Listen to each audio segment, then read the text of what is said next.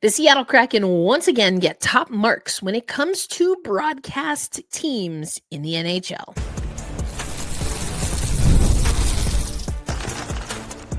You are Locked On Kraken, your daily podcast on the Seattle Kraken, part of the Locked On Podcast Network, your team every day. Hey, Seattle hockey fans, welcome to another episode of Locked On Kraken, part of the Locked On Podcast Network, bringing you your favorite team. I'm thinking it's the Kraken every single day. My name is Erica L. Ayala, your host of Locked On Kraken. So excited to have you as one of our daily listeners, everydayers, making us a part of your daily destination, all of the things. And, if we're meeting for the first time, again, my name is Erica. I am your host of Locked On Kraken, a CBS sports contributor, was just at WNBA All-Star talking to some Storm players, did very well at All-Star. And I am an accredited media member for Milano Cortina. That is going to be super exciting. It'll be my second Winter Olympics, third overall. And we're going to have a good time covering the hockey. And men's and women's, we'll talk about that the closer we get. Today's episode is brought to you by FanDuel. Right now, new FanDuel customers can get $150 in bonus bets if your first $5 bet wins. And if you put a bet that the Seattle Kraken would once again have a top broadcast team in the NHL, then you would get some money. That's right. The Athletic has been doing now this poll for several seasons now. Of course, I've been paying attention for the last 4 seasons. And for the last 4 seasons, the Seattle Kraken had finished second or better when it comes to the annual list that the Athletic puts out. Which NHL broadcasts are best? 2025 broadcast rankings rated by fans. This is always a lot of fun. And I'm probably biased because, again, the Seattle Kraken, as is noted in this year's article, have never finished below number 2. Top 10 in descending order: the Canadiens, Rangers, Canucks, Sharks, Stars, Oilers, Capitals, Mammoth, former Kraken Nick Olczyk, former Kraken broadcast member, I should say, Nick Olczyk on that. Mammoth coming in at 3, Kraken at 2, and the Red Wings at number 1. First, I'll tell you what they had to say about the Kraken broadcast, and then I'd actually like to hear from you regarding other broadcasts.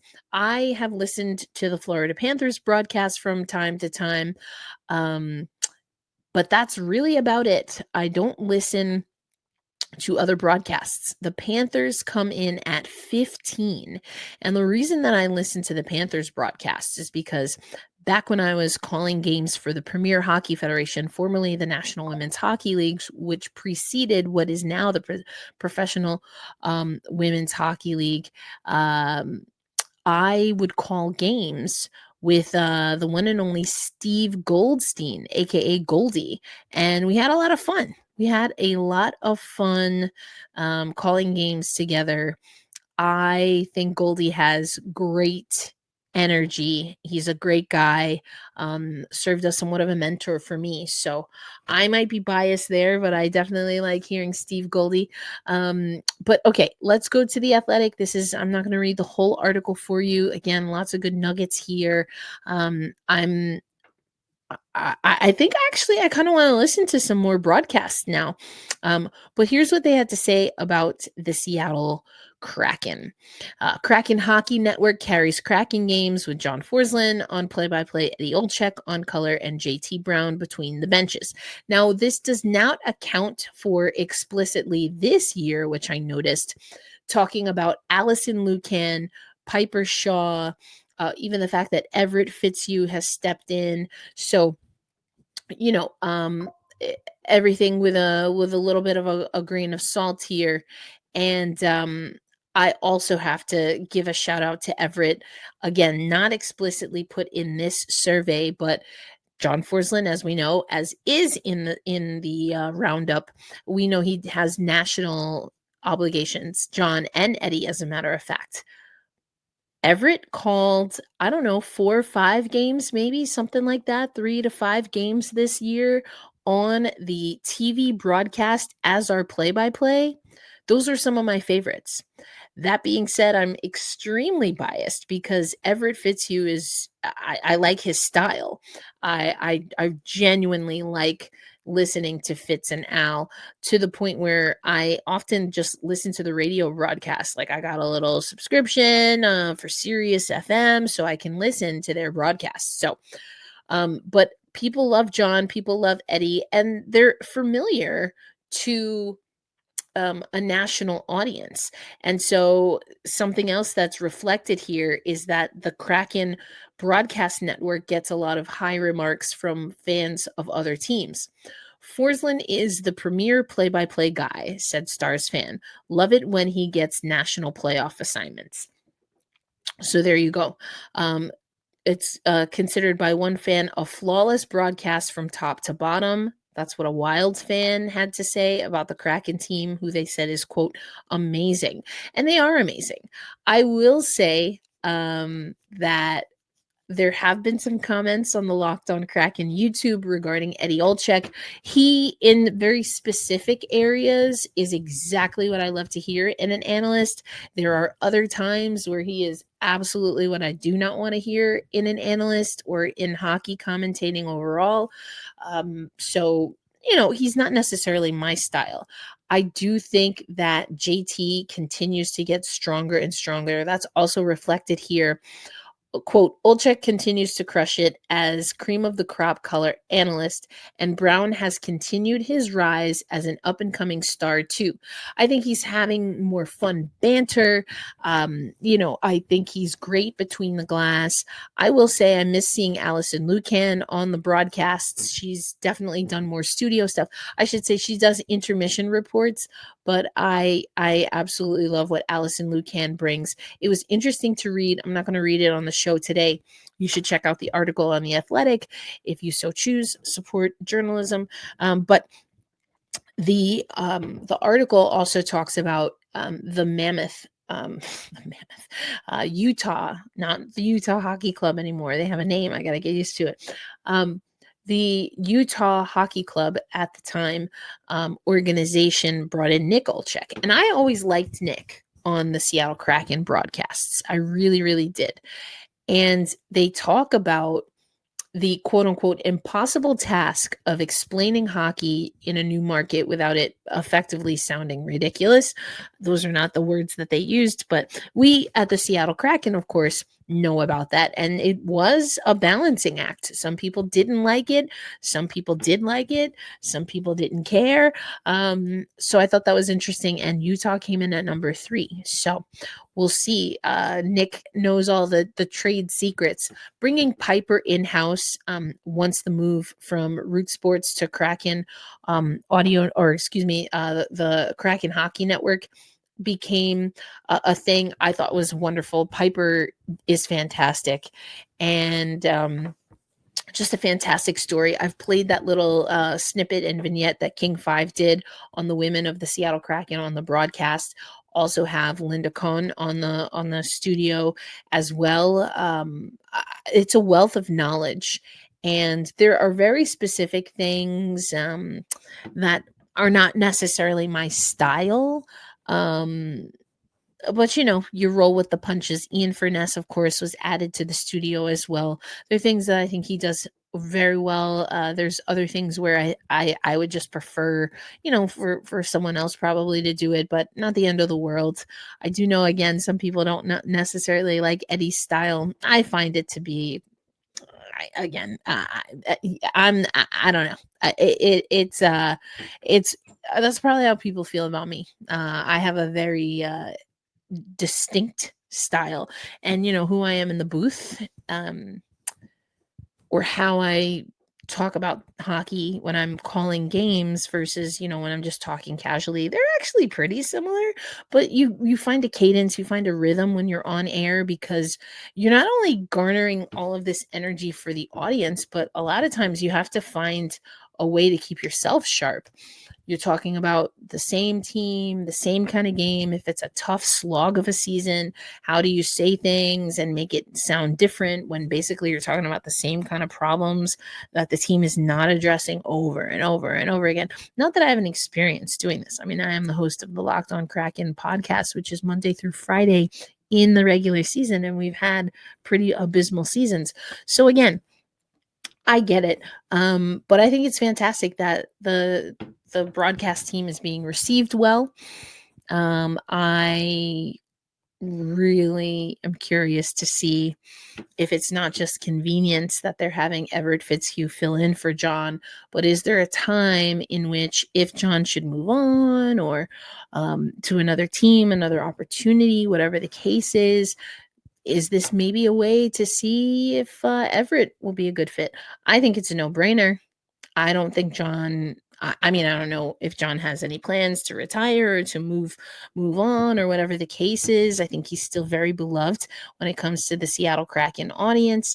So it's not that I'm wishing that. I just want to make that clear. And I'm not reporting that. I'm just telling you that as someone who loves listening to Everett call hockey games, I would love to see him get bigger and better opportunities. And I hope they are able to keep him in-house, because that's another thing you run up against. I mean, Nick was able to move on and go to another broadcast because he cut his teeth right with the Kraken. And I thought he did a great job. I really did enjoy Nick on the broadcast. So, but I hope that upward mobility exists within the organization and that it's not these talented broadcasters who fans, according to this poll, love season in and season out, whether they're Kraken fans or just NHL fans. I hope they find a way to keep it going. And I don't know, Everett in that spot would be great. We got to get Everett back on the show. I know I said I'd get him back on the show. It hasn't happened. I didn't have Allison Lucan on the show at all last season. I got to fix that. Piper haven't had on the show. JT, we had audio only because I did an interview with him. I think we were in Jersey or something like that. Got to get JT on the show. John and Eddie. I don't know. That might be a taller task. We'll see. I love how many people on the broadcast team, specifically Everett and John, I know I can geek out with when it comes to baseball. You know, that is my love. And so I always say, Everett, we gotta have a hockey, basketball. Excuse me. I cover too many sports. We have to have a baseball conversation. Speaking of baseball, I hear there's like some kind of collegiate league or something in Seattle. I will be in Seattle later this week, visiting with a good friend, also handling some PWHL Seattle business, which we will talk about. There will be some opportunity if you want to do a little meet and greet or hear me talk about the Seattle Storm. I'll talk about that later. But coming up on today's episode, I was stepped away for a little bit covering the WNBA All-Star, but we have to make our way through the Seattle Kraken schedule. And this episode, we're going to do a deeper dive into November, the month of November. We're going to talk back-to-backs, baby. And I will tell you the games that I have circled, the games that I want to watch, that I think are going to be a good benchmark for this Seattle Kraken team. That's coming up on today's episode of Locked On Kraken. Today's episode of Locked On Kraken brought to you by our friends at Indeed. You just realized your business needed to hire someone yesterday. How can you find amazing candidates fast? Easy. Just use Indeed. When it comes to hiring, Indeed is all you need. Hiring, Indeed is all you need. Stop struggling to get your job post seen on other sites. Indeed Sponsored Jobs puts your post at the top of the page and helps you reach the right candidates faster. Listen, I've been in a position as a small business owner, as someone who runs this podcast. You know, you're trying to look for the right match, and sometimes you don't realize until it's too late or you're a little bit backed up that you need support. And so you want to find support. You want to find help fast. Shout out to our social media editor, Joe Dabney. And, you know, you want to be able to find people that are going to be a good fit. And that's why when you use Indeed, they help you sift through to find the best candidates to increase the likelihood that you get what you need first time around. Now you can speed up your hiring process with a $75 sponsored job credit. Just go to Indeed.com/lockedon right now and support our show by saying you heard about Indeed on this podcast. Terms and conditions apply. Hiring, Indeed, is all you need. Thank you, Locked On Kraken listeners, for making us a part of your daily destination. We're switching to a later posting schedule. So if you're listening first thing in the morning, midday, or late at night, as soon as the episodes are nice and fresh, either way, we appreciate you, especially our OG fans, listeners. We appreciate it. And let me know in the comments what games you have circled, because we're going to talk about the schedule. We've got it here. Start off November at home, 3 games, the Rangers, Chicago, and the Sharks. Then we do our first back-to-back of the month, St. Louis and Dallas. Then we come home for 3. That's Columbus, Winnipeg, and San Jose Sharks. That's 4 games in that second full week of November. Then we take 3 on the road: Detroit, Chicago, Pittsburgh. Now, Pittsburgh is the first part of a back-to-back with the Islanders. And then we close out with Dallas and Edmonton. Now, here's the thing. We've got 2 back-to-backs: St. Louis, Dallas, Pittsburgh, New York. Both are on the road. And so if we look at what we saw in October, that these become the second and third back-to-backs of the season: St. Louis, Dallas, and then Pittsburgh, New York. In October, we have Philadelphia, Washington. And that is also on the road. So through November, 3 sets of back-to-backs, all on the road.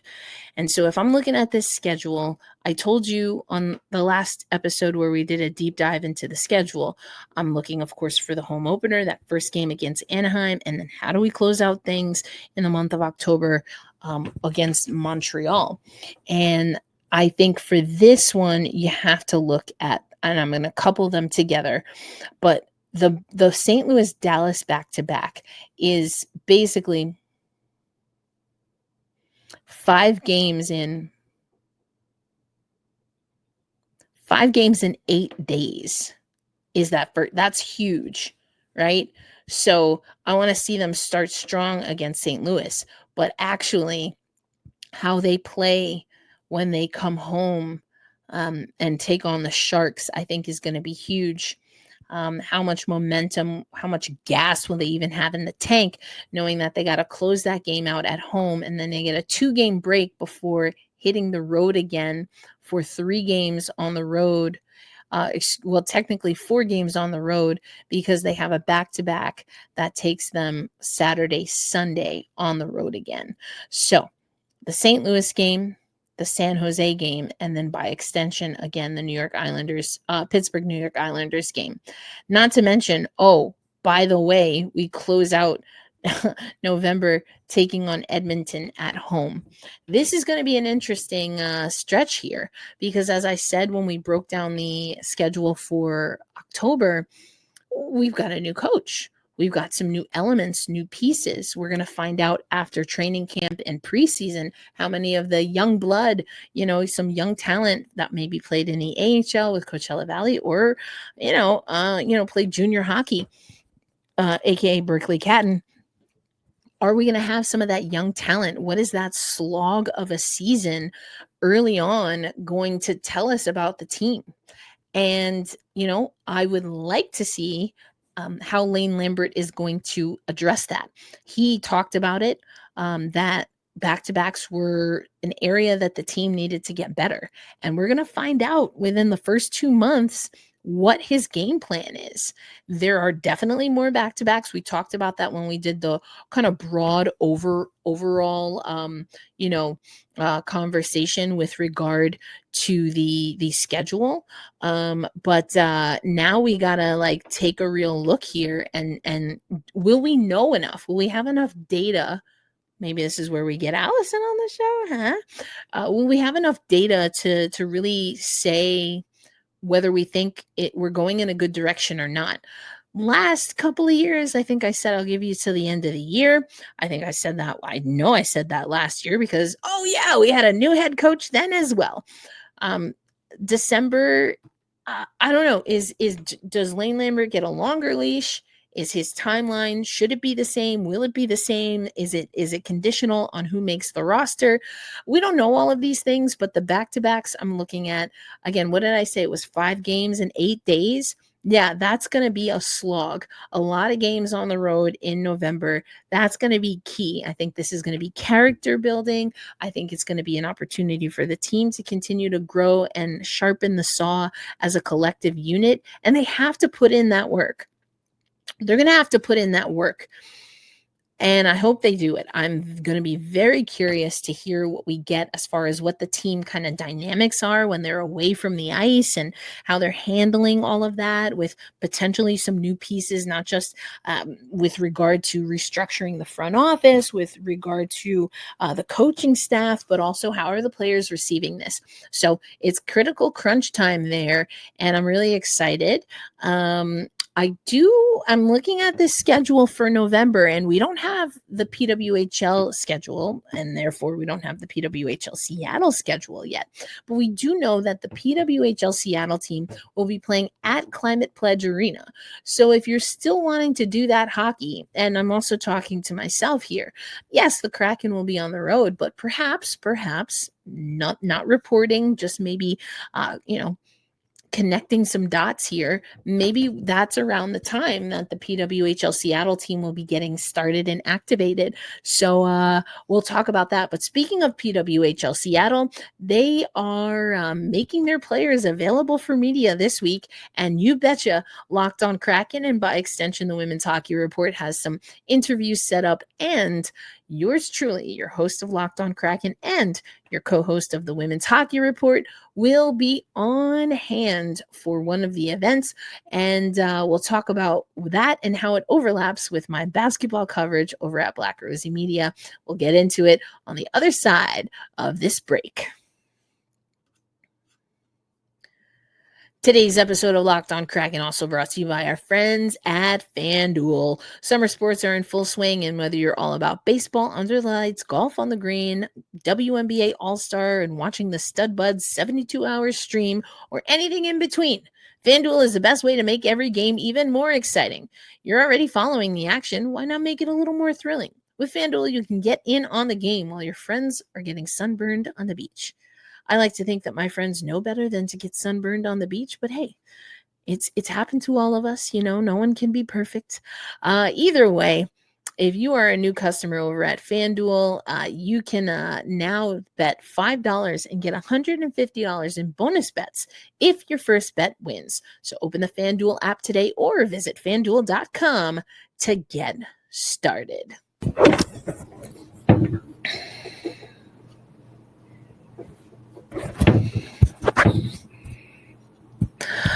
All right, Seattle hockey fans, if you truly are Seattle hockey fans, then you are going to be excited to know that the PWHL Seattle team is hosting some media access this week, both in person and virtually. I will be conducting interviews with head coach Steve O'Rourke later this week, as well as superstar Olympian who will be competing in her last Olympics this coming Olympics in 2026, the one and only Hillary Knight. I have about 15-20 minutes with each of those. And then there's an event on Wednesday that I will be speaking at. I believe this is a season ticket holders event that will be at Rough and Tumble.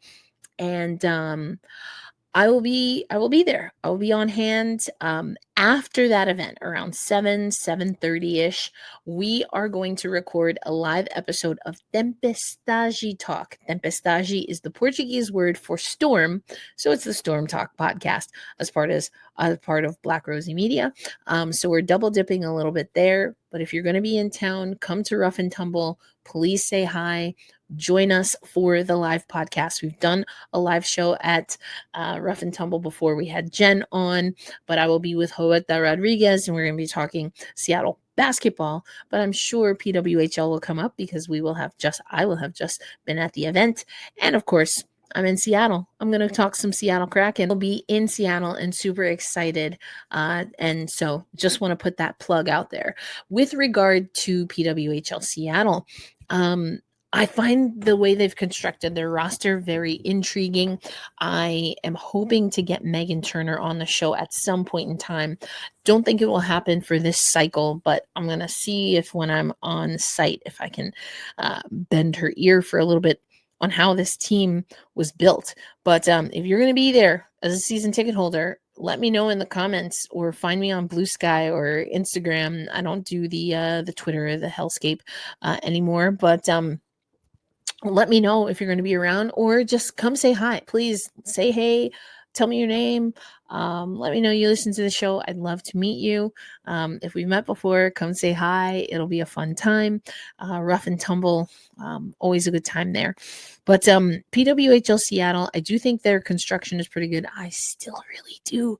I really like Vancouver. I'm a huge Kara Mori fan. So for those who are everydayers and OGers of this podcast, you know, I am loyal. All right. If I find someone in hockey, a player, a coach, someone in the broadcast, I'm going to root for them. I don't care what their affiliation is. I'm rooting for them first and foremost. So that's how I feel about Kara Mori. But with the Seattle team, we've talked about it on the Women's Hockey Report with Rachel Donner. Very good elements, good pieces here. I mean, Hillary Knight's kind of a big deal, and we're going to get to talk to Hillary Knight this week. So I will have that clip, Hillary Knight as one of our guests on the Locked On Kraken show later this week, as well as Steve O'Rourke and any other behind the scenes stuff that I capture at the event. So let me know if you have specific questions that you want me to answer. I speak to the Hillary Knight interview is actually tomorrow morning, so that's a bit of a quick turnaround. But if you have questions for the head coach, let me know. I'll try to get to some listener questions in our conversation. We speak at 2 p.m. Pacific time on Wednesday. So you got a little bit of time. I'll remind you on tomorrow's episode. Gosh, I can't believe Seattle finally has women's hockey. I'm so happy for y'all. I know I'm not from Seattle, but I've embraced Seattle. Y'all have embraced me. I know so many people like Zoe and Alicia have worked so hard to get this off the ground, and it is happening. It is here. It is being built right before our eyes. And again, maybe in November, we got to look at the Climate Pledge Arena schedule because there are some road games for the Kraken, as I talked about earlier on today's episode. So it seems like, just given what the league did last year, that around that time, you might get a home opener for the PWHL Seattle team. And if that's the case, well, I'll have to make my way back out to Seattle. Twist my arm if you must. I hope to be out in Seattle. I have a good friend from college. She and her partner are moving to Seattle. I have another good friend from my nonprofit days, just growing her family. So yeah, I cannot wait to be back in the Emerald City. Yes, to talk the hockey, talk some Seattle Storm with Joeta on Black Rosie Media podcast, catch up with Jen at Rough and Tumble. We've got Portland coming to the WNBA. I'm telling you, Pacific Northwest is calling my name, but we're in Tulsa for now.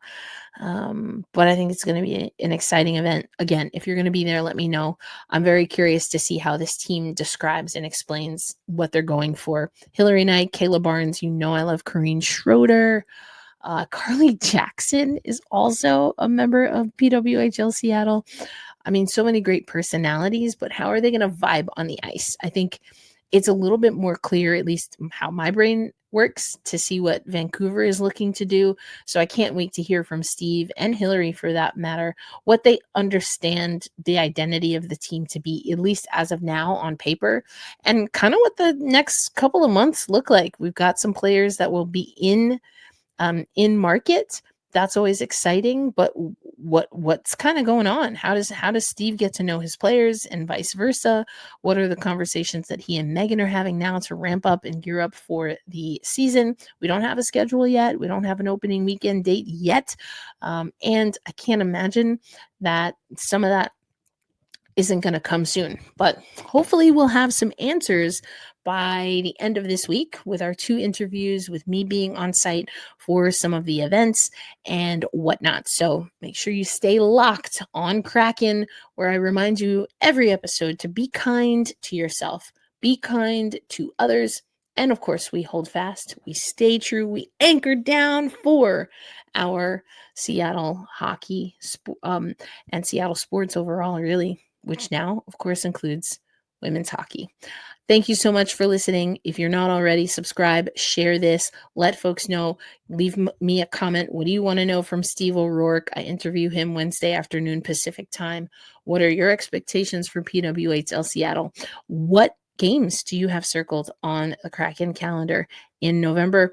All that and more. Love to hear from you. Until next episode, peace out, everybody.